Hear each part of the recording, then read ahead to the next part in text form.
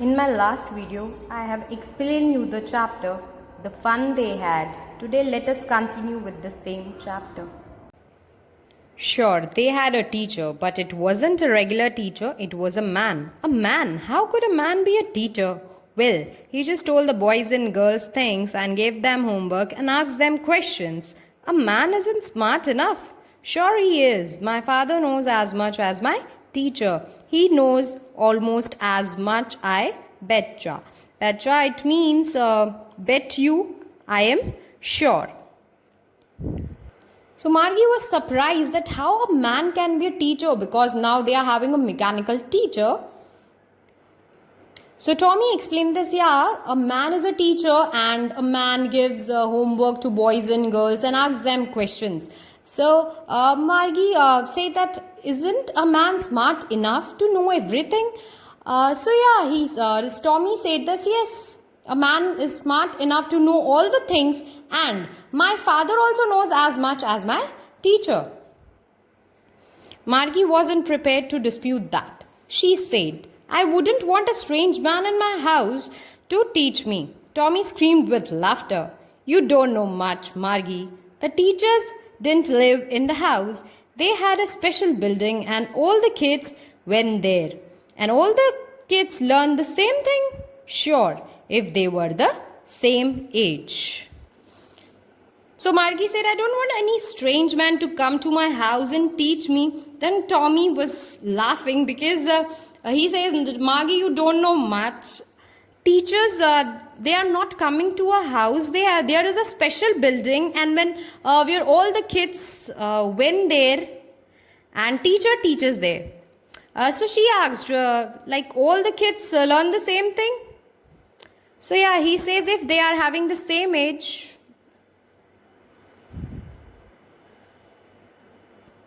But my mother says a teacher has to be adjusted to fit the mind of each boy and girl it teaches and that each kid has to be taught differently. Just the same, they didn't do it that way then. If you don't like it, you don't have to read the book. I didn't say I didn't like it, Margie said quickly. She wanted to read about those funny schools. So Margie says, her mother said that education must fit each child's mind. And then again and again she was asking questions to Tommy. So Tommy said that if you don't like it, just don't read the book. Then she says, no, I just want to read the book and I just want to know more about those funny schools. They weren't even half finished when Margie's mother called. Margie, school. Margie looked up. Not yet, Mama.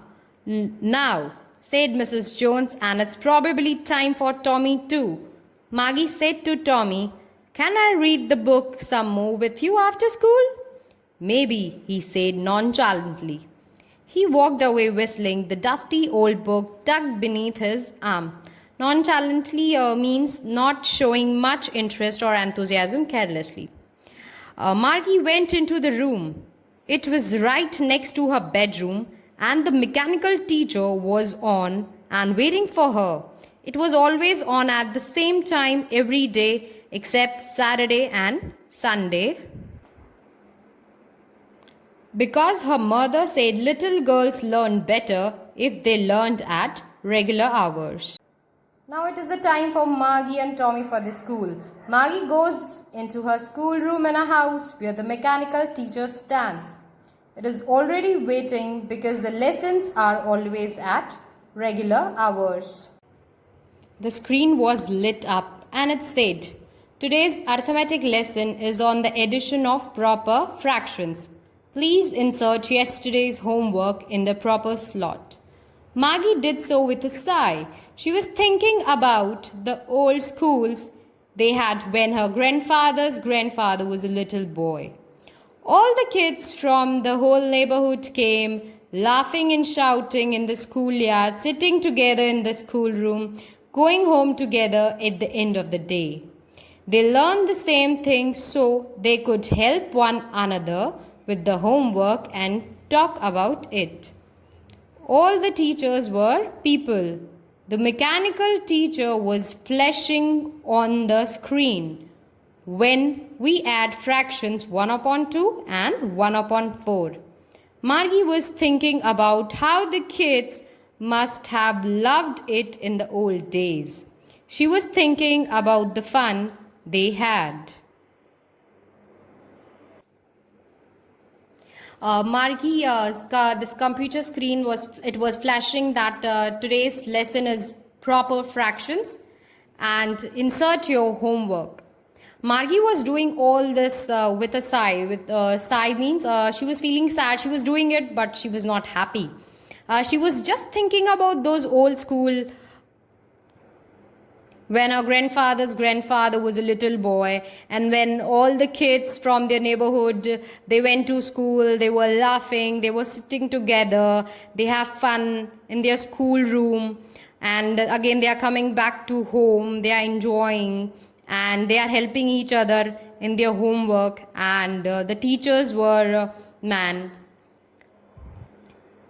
Again, the mechanical teacher was flashing on the screen that we add fractions 1 upon 2 and 1 upon 4. But she was not able to concentrate on it because she was thinking about those old schools and how the kids have a lot of fun in school. She was just thinking about those old schools and the fun the students had at that time. I hope, students, you got the chapter. Now it's time for your homework, students. This Roman number 1, all the 7 questions you have to write. First, I'll discuss it with you. How old are Margie and Tommy? Margie is 11 and Tommy is 13 years old. What did Margie write in her diary? Margie wrote in her diary, today 17th May 2157, Tommy found a real book. Next, third question. Had Margie ever seen a book before? No, Margie had never seen a book before. Next question. What things about the book did she find strange? The book had yellow and crinkled pages. The words of the book were still. They did not move as the words move on the computer screen. She found those things strange. Next question. What do you think a telebook is?